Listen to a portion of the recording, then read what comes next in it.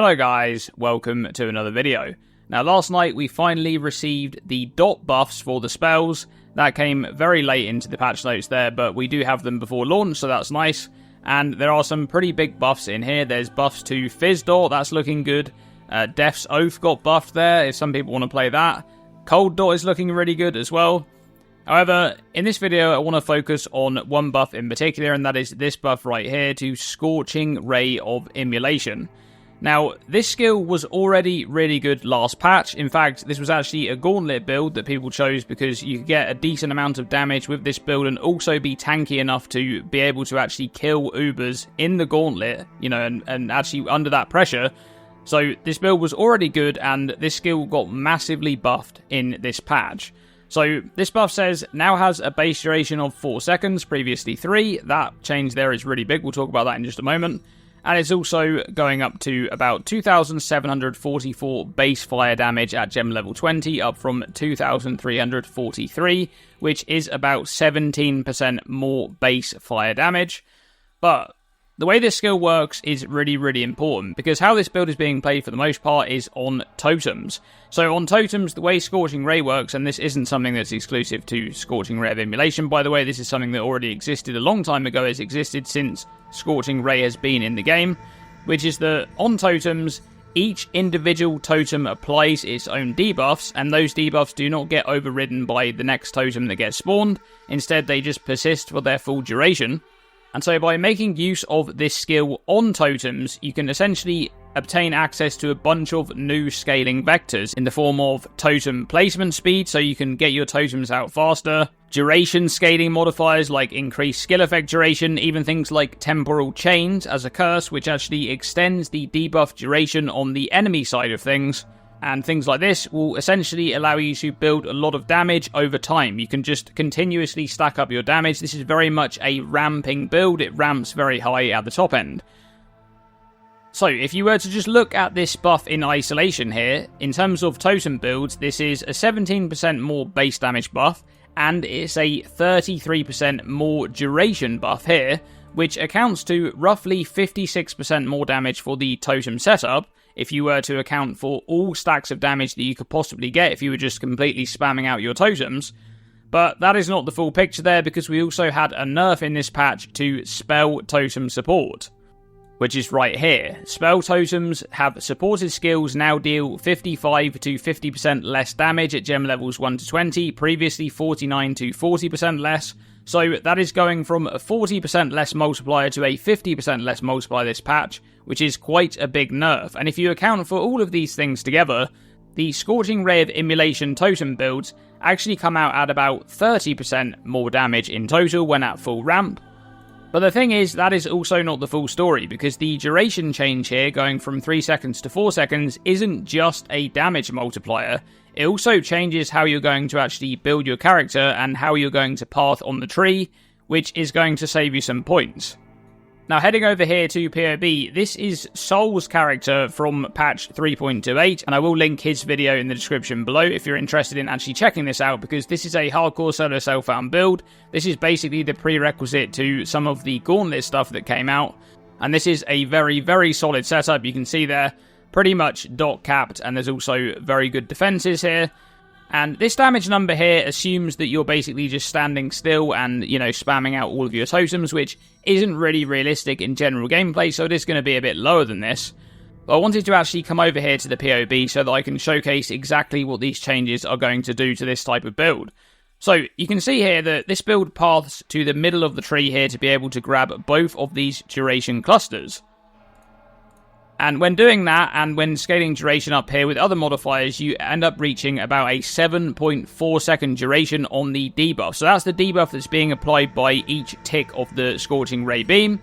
And that debuff is going to persist from each and every totem, even if the totem is killed by a new one being spawned. So basically you just continuously stack up your totems, and you can see this build has a very low totem placement time of 0.2 seconds per cast. Every single cast drops 2 totems because it's using multiple totem support, and this number here is not even accurate because it's going to be a little bit higher than that once you actually have temporal chains on the target, and that duration is having a slower expiry as well. but I wanted to showcase exactly what the changes are going to do. So I have them over here in the configuration. If you want to actually check this out, you can see that the custom modifiers here that Sol has put into this POB are correct. I've actually double checked these to make sure that they are correct. And these are basically accounting for how many totems you can drop per second. And this is assuming maximum stacks. As I said, that's not really too realistic, so the damage is going to be a bit lower than what's shown here. However, down at the bottom here, I have the changes for patch 3.29. So first of all, we have the 16% less damage change from Spell Totem support, and then we have the changes directly to Scorching Ray of Immolation here, which is 17% more base damage and 33% more duration. So with those stats applied, you can see the damage didn't really change. That's because I haven't updated the calculation up here for the new duration. However, the reason why I haven't done that is because I want to showcase that you can remove all of these points now. So this is 1, 2, 3, 4, 5, 6 points being removed. We can remove all of those, and our skill effect duration is still higher than it was before. So 7.8 seconds. That means that the damage here is slightly lower than what it would be at maximum ramp. As I said, that's not really very realistic anyway, so it doesn't really matter. So the damage is essentially the same, but you gained 6 passive points, which is quite big, especially, you know, for an endgame POB. Gaining 6 passive points is huge. You can spend those into more tankiness or, you know, more quality of life and things like that. And that is what it means for this particular build. It's quite a huge buff. However, I want to head over to this other POB here because I'm actually more interested in this skill from a self-cast perspective in regards to Righteous Fire Chieftain on a League Star. Because even though I think the Scorching Ray of Immolation Totems build is really, really strong, I'm a really big fan of League starting RF, and Scorching Ray of Immolation has slowly but surely been getting better and better every patch, whilst Fire Trap has slowly been getting worse. And I can actually show you that right here. So here is Fire Trap, and you can see over time, we've just been getting nerfed on Fire Trap. This is going all the way back to patch 3.19 there, where it went from about 4,000 damage over time to 3,000. That was a pretty huge nerf. And then going up here, more recently, 326, the dot damage went down again from about 3,000 to, you know, 2,500 or so. Meanwhile, for Scorching Ray of Immolation, the skill has been getting better. In patch 3.26 there, it got buffed. It went from about 1,900 damage there to about 2,300 damage, and then it got buffed again in this patch up to about 2,700 damage. So this skill is getting better, and for a while, you basically had to play Fire Trap on RF Chieftain because you get so much out of it, right? You get the damage over time that sits on the ground, you also get the ignite that comes from the hit. But I wanted to actually show you in this POB the reason why I'm going to be playing Scorching Ray of Immolation on my League Starter Chieftain for this patch over Fire Trap. And that's because there are quite a few things that have changed, and now it's just a lot more competitive. So this POB is currently set up here with Ramikos. I don't have, you know, a setup for the build or anything like that, but I just wanted to show some base damage differences here. The Ramiko Sunlight Notable is the most important thing here. This is the Chieftain node, and when you're stationary, it sets nearby monsters' fire resistance to minus 20%, but only against damage over time. And that's important because Scorching Ray only does damage over time, whereas Fire Trap has a hit component as well, which you do have to kind of take into account in terms of DPS if you're just standing on the target and constantly throwing traps. Now you can see that this here is the DPS, 8,650 or around there. That is assuming that you are just constantly spamming the trap over and over again. Then if we head over to Scorching Ray of Immolation and max stacks, 7,670. Now that is all damage over time, whereas on the Fire Trap setup there, this is about 6,700 or so of it is damage over time, and the rest is hit based. And that means that, you know, when you're actually using Scorching Ray, you can afford to move around and stuff like that, and you're still going to have that maximum damage output going for at least 4 seconds, and then you can carry on with it. Whereas with Fire Trap, as soon as you start moving and you lose that hit damage, you are immediately at a damage loss. And I will point out there that I do have a 100% ignite chance there, just for a kind of fair comparison with the Fire Trap, because you are going to have a 100% ignite chance on a Chieftain build. You are looking to have that capped out ignite chance for Hinekora specifically, but it does of course benefit Fire Trap as well. However, there's more going on than that, because there's also the support gem changes and the quality changes in this patch coming from the new socket gem system. So if we look here, Scorching Ray of Immolation has a really good quality stat. It adds additional damage based on the debuff stages, so it gains a maximum of 8 stages, and each stage there is going to add 14% of damage on a level 20 gem with 20% quality, but with that extra 10% quality that comes from socketing the blue gem in the blue socket in this patch, you're going to get an extra 2% of damage per stage, so that's an extra 16% base damage coming from that quality change. Compare that to Fire Trap, which gains increased trap trigger area of effects there, which isn't a very good stat in terms of, actual damage dealt. It does benefit you a little bit in terms of, mapping and things like that, but this I don't think is really comparable. I would much prefer the quality stat there from Scorching Ray. But there's also the support gems here as well. So arguably the best support gem that you can get on Fire Trap is Trap and Mine damage, because it's a 50% more damage multiplier at gem level 21 there, which is really quite strong. However, there is some really good support gems here for channeling. The first is Focus Channeling. So this one, once you've been actually casting it for about 2.5 seconds or so, you're going to have a 60% more damage multiplier coming from this one support gem, which is kind of ridiculous. And this does add more cost every second, up to a maximum of 100% more. But keep in mind that we're playing a Chieftain, and we're going to be using Life Tap on Scorching Ray anyway, so that's really not going to be a problem at all.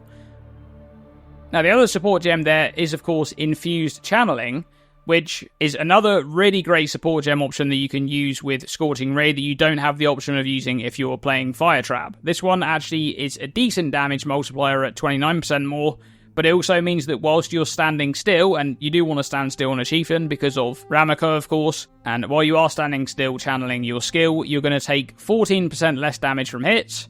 But this is another skill where you can actually place it in a blue gem socket if you have access to it, and you gain another 1% less there from the extra 10% quality, so 15% less damage taken from hits while you're standing there channeling your skill.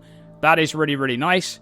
And the last one I want to mention there is Swift Affliction, because whilst you wouldn't want to use this support gem on the Scorching Ray of Immolation totem setup, because, the duration is really important there, the duration is much less important on self-cast Scorching Ray of Immolation, and it got buffed from 3 to 4, which means that this support gem, if you don't scale duration at all, is just going to bring you back down to that 3 seconds that it was before, and that is completely fine. So this is a 39% more damage over time multiplier that Fire Trap can use, which Scorching Ray of Immolation can also use. So I think overall, the support gems are winning on the Scorching Ray side of things, and I think with the buff in this patch as well, Scorching Ray is definitely a more competitive option than it used to be. Now, that's a lot, but there is actually more in the patch notes in terms of the whole kind of Fire Trap versus Scorching Ray side of things on RF Chieftain, which is the new Pact gems there, and these are also going to have quite a big impact. There are a couple of ones in particular which is going to affect us. One is going to be the Pact of Lycia there, which is cast a Pact, empowering the next channeling spell you cast, so you're going to be able to use this with Scorching Ray of Immolation to make it actually deal more damage. This does say it also periodically triggers lightning bolts, which I don't really think they're going to do much unless they apply some sort of debuff, but the main thing is it actually makes it deal more damage. However, there is also this one up here, Pact of Gore, which is another pact here which empowers your damage over time spells. We actually have already seen that one, so you'll be able to use this to empower Scorching Ray of Immolation, but it also has this kind of effect where you constantly trigger Flesh Rend, and Flesh Rend are these little projectiles that come out from your character, and when they hit a target, they inflict a debuff which makes the target take increased damage over time. So once again, you have even more damage over time, and you have more ways to actually scale that based on these new gems. We don't really know exactly all of the mechanics of these yet and how exactly they're going to work, whether you can stack them up and things like that. But this, in my mind, is another win for Scorching Ray versus Fire Trap. Now, later into progression on the Chieftain, I will consider transitioning into a totem setup for Scorching Ray of Immolation, but there's something really important to talk about there, and that is to do with Hinekora Death's Fury. So, this says, enemies you or your totems kill have a 10% chance to explode, dealing 250% of their maximum life as fire damage. This is kind of the bread and butter of the Chieftain RF build. This is what makes the build so much fun and makes it so comfy for mapping. However, when it comes to totems, there is a pretty interesting interaction that needs to be talked about here, and something that can really mess you up if you're not aware of it, which is that even though this says that your totems have, a chance to cause this explosion, if you take Ancestral Bond and your totems kill something with damage over time, the explosion from Hinekora will deal no damage. And the reason why that's happening is because proxies in Path of Exile, by proxy I mean things like totems, traps, mines, those things, whenever they kill anything in the game with damage over time, the kill credit will come back to your character. That's always been a thing, and it works like that for totems. So if a Scorching Ray totem kills an enemy and it procs Hinekora, that proc will be credited to your character will cause the Hinekora explosion, and that explosion will deal no damage because you're using Ancestral Bond. So, when it comes to the totem setup on Chieftain, the only way I would consider doing it is if I had a +1 Shaper Shield to get another totem there, and then by using multiple totems I'll have a total of 4 totems, and that will actually make the whole thing much smoother because it means every time I summon 2 I then, can summon the 4, and then the next summon will get rid of the first 2 ones, rather than having this thing where you have only 3 totems and you're kind of immediately overlapping the one you just dropped with the next cast, which will mean that it's never reaching very many stages. So for a totem setup, it's a little bit further into progression once you can actually consider getting that Shaper Shield up. But overall, this is a huge buff. I think this is probably the biggest buff in this entire list of changes here. There are a lot of kind of builds here which got enabled by these buffs, which is really nice. Like I said, Cold Dot looks really good now. Fizz Dot looks better than it was.